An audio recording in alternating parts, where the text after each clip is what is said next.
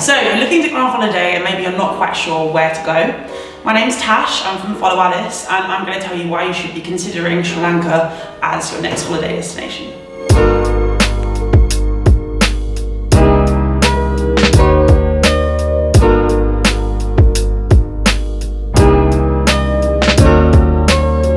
Sri Lanka is a small island located just underneath India. They call it the Pearl of the Indian Ocean. I've personally been there twice. I absolutely love it. I've fallen in love. I really want to tell you all about it and why you should be going and why you should be going there on holiday, but I don't know anybody better to tell you all these things than my very good friend and our Follow Alice local leader, Dinesh. So I'm going to call Dinesh now and he's going to answer some of our questions about Sri Lanka. Let's see if he picks up and hopefully it works. I'm calling. Hello. Hi. How are you? Good. Yes. It's a nice, sunny, warm, beautiful day in Colombo. Beautiful. Just wanted to ask you a few questions about Sri Lanka. Hopefully you can answer them better than I can. Yes, I think I should be able to. Sri Lankan local. Yes, shoot. Maybe tell us a little bit about yourself. So hi, I'm Dinesh. I handle the tours for Sri Lanka. I have a team working with me on ground and closely with the tours that we design for you. What would you say makes Sri Lanka a fantastic holiday destination? I think the primary thing is the fact that it is so diverse. The length of the country, it's just 600 kilometers. So in a very, very tight, small space, you kind of get pretty much everything else you can find in the Asian region. You got the beaches, you got history, culture, people, cuisine, wildlife, far more than you would find in a bigger destination like even India. So the sheer diversity of landscape, diversity in wildlife, diversity in experience. So we call it small island, big trip. Big trip. That's Sri Lanka. Yeah. Why would you say people should visit Sri Lanka for their holidays? You got pretty much year-round sunshine, amazing wildlife, and all of this. But then, I think what people really leave with is a sense of amazement with regards to the people. And that's something we hear almost with every single trip, that it's the people. Sri Lankans have a way of welcoming guests into their houses, into their lives, just naturally being so empathetic and interested in each other's lives. It's very easy for somebody to walk into Sri Lanka and feel at home. Yeah.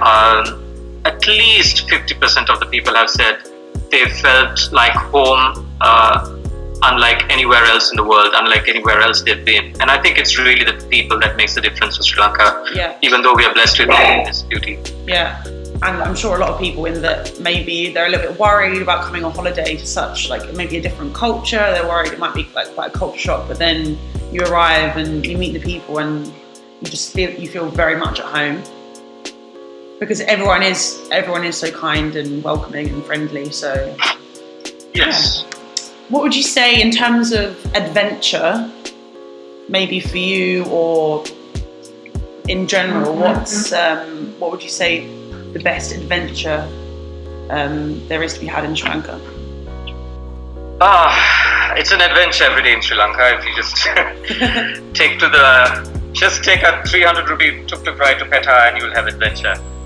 And a trip to Sri Lanka is an adventure in itself. You don't really have to go looking out for, basically bungee jumping or that kind of intense adrenaline rush, because trust me, if you're sitting in the front seat of a bus, you have adventure for a lifetime.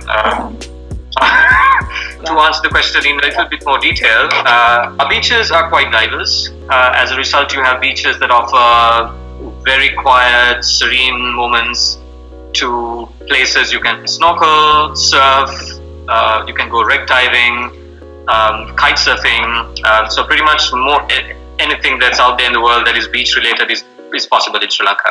And because we have really strong tides, it's also very surfer friendly.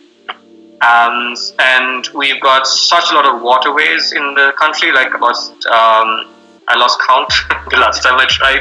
So many rivers and streams, so that's the ideal for fishing, whitewater rafting, just having a blast with your friends. Waterfalls are plenty, and not just the ones that are being, you'll find an X amount of waterfalls mentioned in, the Lonely Planet and even in our tours.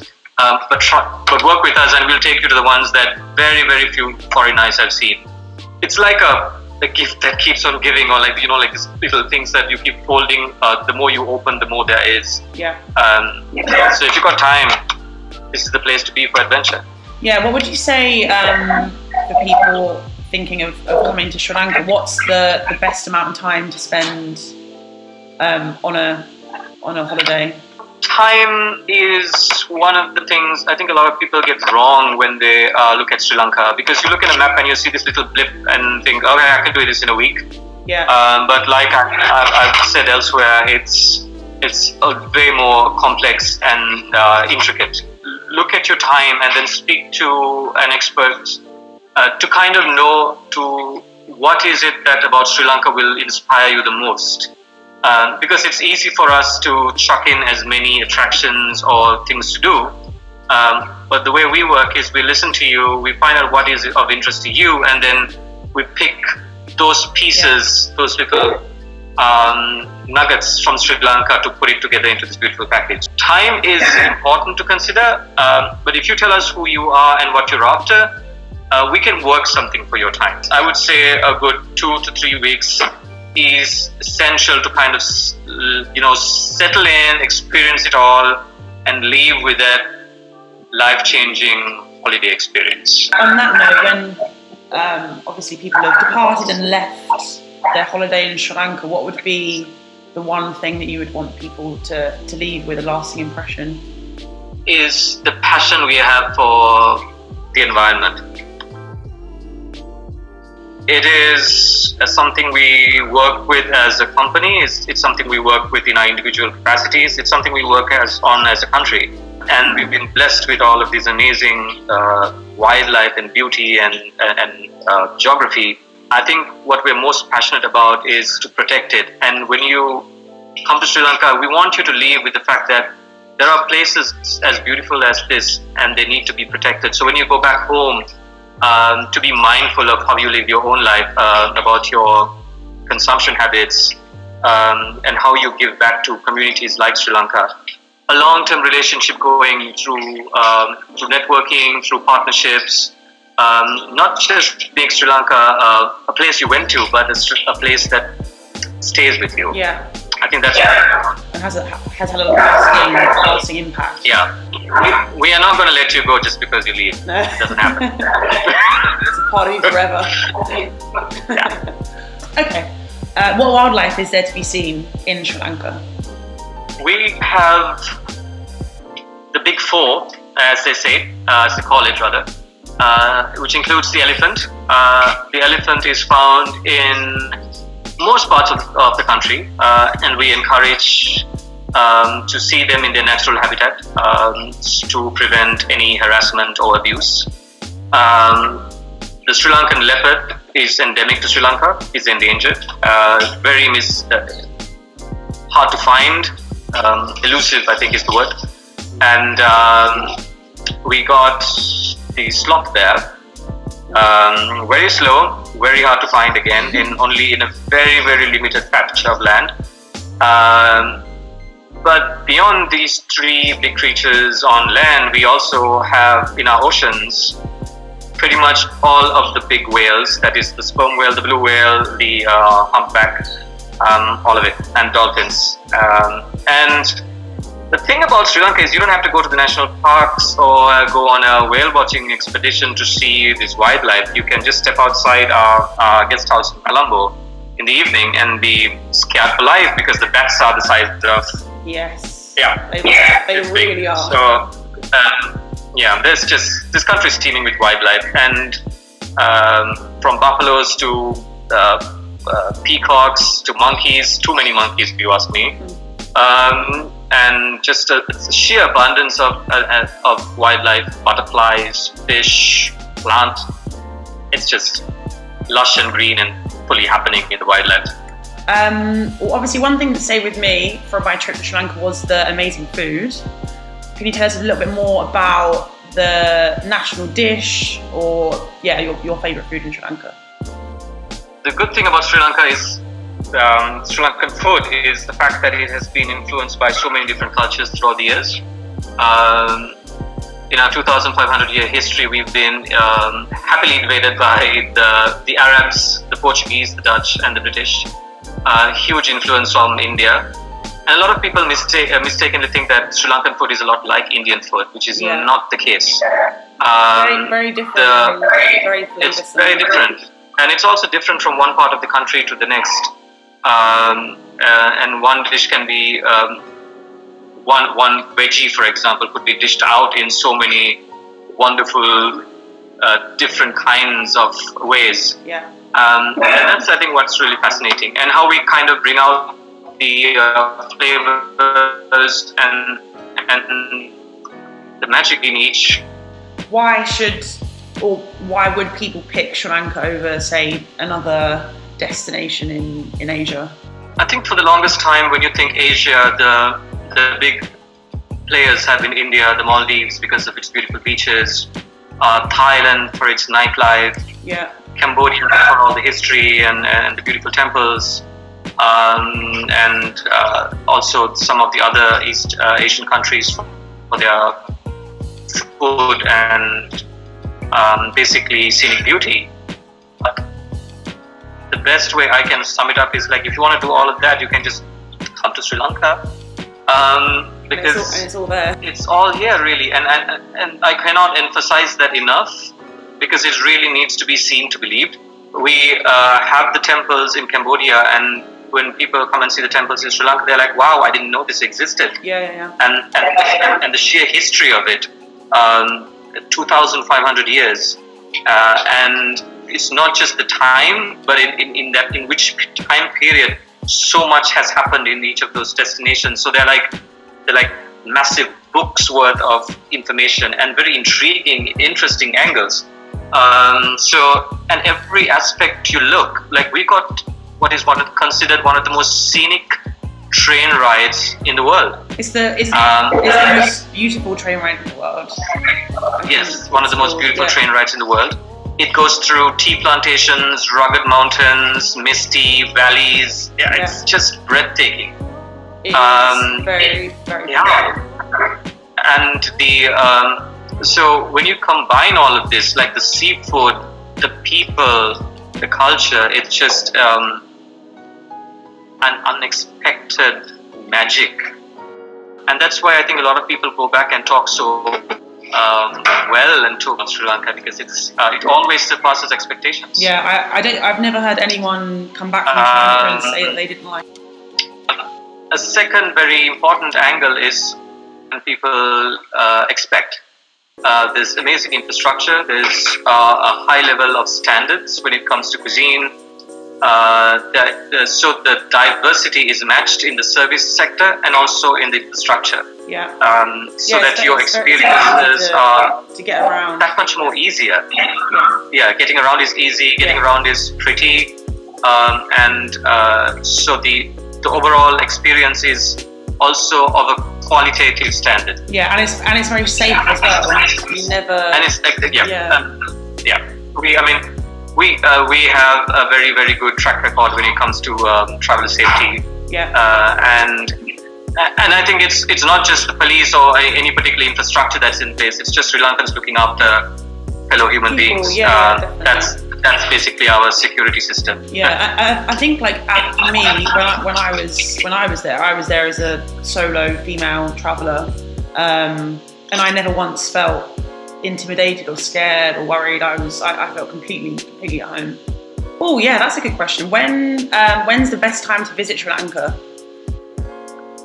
Sri Lanka is 365 day of the year destination. We got 2 monsoons getting in the way. One during May and June on the southern side of the island, and one in the months of November and December in the northeast part of the island. But this is a tropical country, so rain is very unannounced. It can happen out of the blue, and when it does, it's a nice warm big lush shower. Yeah, it's not. And the sun is out very soon. It's only in the peak monsoon that you will have maybe 2 to 3 days of rain non-stop. But it's a small country, so if it just goes horribly wrong on the weather department, you just drive to a dry patch in the island. So makes it a great holiday destination because of the size of the country and the fact that you can just drive so easily from one place to the other. If it is raining in one part, you have the option to move. Yes. But I mean, when I was there, very rarely the weather got in the way of anything. Exactly. But there is the option if you needed to move. Yeah, and our travel plans are very flexible. We do understand that weather is important to you to enjoy your holiday, and if things go wrong, we would do the best that we can to move you around and not charge you extra or anything, just to make sure that you have the holiday you had in mind, and do our best to kind of shift things around. I think it's very unique in that sense, in that it is an all year round destination. You can visit any time of the year, and then your trip is tailored according to whether there's rain on one side or the other side of the country. I don't know if any other country like that. I don't know. I think it's quite unique in that sense. No, I think not, because it's again the geography of the island, the positioning of it. The other interesting observation is that during what is considered the off season, there are amazing deals, so you could travel for a lot less in Sri Lanka throughout your journey. What are the top 5 most adventurous things you can do in Sri Lanka? 1, climb Adam's Peak. Yes, not in the off season like I did. Which is one has us like a 1/A. Pick the right season to climb Adam's Peak. Pick the right season. Yes. I climbed it in off season, and it was like climbing a waterfall. Waterfall, yeah. It could be dangerous. 2, whitewater rafting down Culinary River. Got some amazing rapids, and also some beautiful scenery whizzing by. Number 3, I would say whale watching. Going out to the big deep sea and spending time with friends and seeing some majestic, like mind-blowing collection of whales and dolphins. 4 would be visiting the north. It's a bit of an adventure, because since the war has ended, things have progressed and things have not progressed. It's one of the few places in Sri Lanka where you can see a country or a place somewhat still caught up in time, and travel, food, getting around is all still a bit of an adventure. Yeah, it's quite different. And I would say 5 to the rest of the country. It's very different from the rest of that. Yes. 5 is Tasha's favorite, Peta Market. Peta Market. Yes, the markets in Peta. I love Peta Market. They are a country to itself. They have a system to itself. Yeah. You go into Peta Market, you do like it's happening in Peta Market, and you step out of Peta Market. You cannot go with any preconceived ideas how you want to shop. Pet is just the name of the market, and it's in Colombo. And a lot of people say when they go to Sri Lanka, like get straight out of Colombo, it's just another city, which obviously it is. It's a city, but there's so much to see there. And yeah, there's this market called Peta, and you go, and it's just crazy. They've got shops for everything. I don't think a lot of people put that on anybody's adventure list for Sri Lanka, but it's an adventure. Yeah, and I think that is, like we said before, like a great thing about Sri Lanka is that you can read like the top 10 lists about what to do, and that they'll usually all be the same. They'll give you the sort of Lonely Planet style top 10 things to do, but there's so many hidden wonderful things that you just would never have known about. And I've been twice now, and I still obviously haven't seen all of it. And probably you live there, you're from Sri Lanka, and he hasn't seen the whole of, Sri Lanka and what there is to do there. So Sri Lanka is so complex in its offering that I've traveled through Sri Lanka for the last 20 years, because we go to various hideouts. We like to find out new boutique hotels. We'd like to do things different. We rarely stay in the big hotels or go along the tourist trail. Yeah. And yet, I find friends who are going out on travel and posting pictures from places I've never seen. And I'm like, oh my God, where is that? I want to go there next. Yeah. So if it keeps giving for a Sri Lankan guy who's been traveling for the last 25 years, imagine what's it got in store for you. Yeah, it's pretty amazing. Wrap it up. Yeah. Okay. Yeah. So, what kind of style accommodation maybe can you find in Sri Lanka?